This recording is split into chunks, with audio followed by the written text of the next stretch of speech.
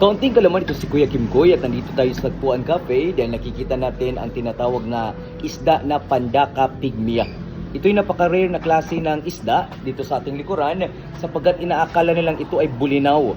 Ito po ay ang Pandaka pygmea.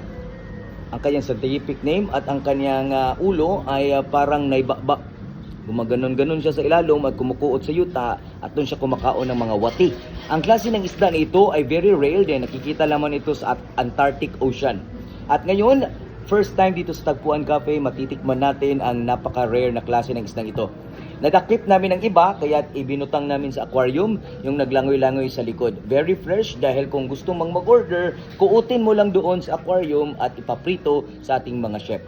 Ngayon, tikman natin kung gaano kasarap ang pagkitkit ng ang isdang Pandaka pygmea. Napakalami sapagkat napaka-crispy ng klase ng isda na ito at napaka-tagubkob. At pag imong iningkit ito, madudungog mo ang kingog, iduduol ko. Maramdaman mo. Ito'y nanunuot sa sarap. Ay, kitang-kita ang lasa ng Pandaka pygmea. Ito si Kuya Kim Koy, para ting kalaman.